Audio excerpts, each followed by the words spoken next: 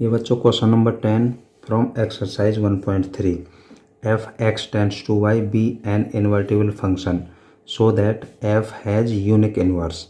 ये जो फंक्शन है इन्वर्टिबल है, तो हमें प्रूव करना है कि ये यूनिक इन्वर्स है। ठीक है, सॉल्यूशन। तो देखिए सबसे पहले तो ये लिख लेता हूँ F X tends to Y. ठीक है,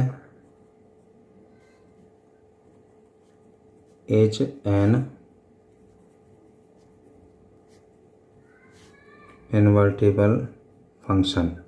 ये जो फंक्शन है ये एक इन्वर्टिबल फंक्शन है। ठीक है, तो जब ये इन्वर्टिबल फंक्शन है तो इसका मतलब क्या होगा बच्चों। ठीक है, जो ये होगा गॉफ जो होगा, ठीक है, ये होगा आई एक्स। ठीक है, एंड जो फॉग होगा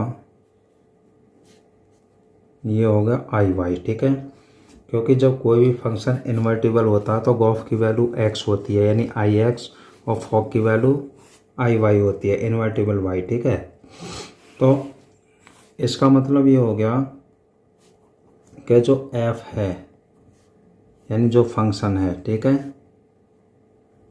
1 एंड ऑन 2, क्योंकि जब गॉफ जो इन्वर्टिबल फंक्शन होता है ना, किसको कहते हैं, जो फंक्शन बाइजेक्टिव होता है। बाइजेक्टिव का मतलब होता है 1 एंड ऑन 2। ठीक है, दैट इज बाइजेक्टिव। तो इसका मतलब ये फंक्शन बाइजेक्टिव माना जाएगा। ठीक है, समझ गए। और देखिए अब आगे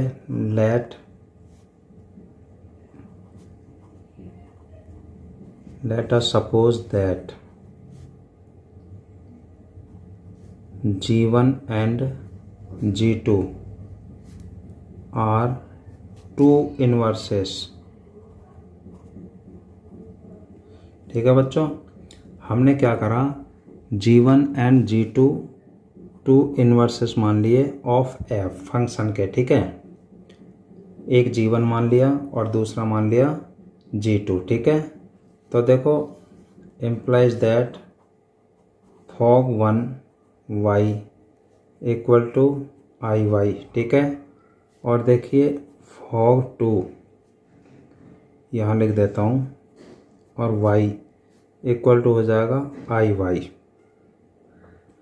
यानी कहने का मतलब है जो आई वाई है इसके भी इक्वल हो जाएगा और ये इसके भी इक्वल हो जाएगा। ठीक है, कहने का मतलब ये है कि आई Y being unique for a given function f। ठीक है, तो देखो इसका मतलब ये हो गया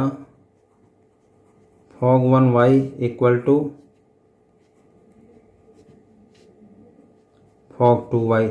इसकी वैल्यू भी वही है और इसकी वैल्यू भी वही है, तो इसका मतलब ये दोनों कैसे हो गए, इक्वल हो गए। ठीक है, और इम्प्लाइज दैट इसका मतलब हो गया बच्चों G1 Y equal to G2 Y. ठीक है, यानी कहने का मतलब है G1 इक्वल टू G2 आ गया। ठीक है, तो बिकॉज F इज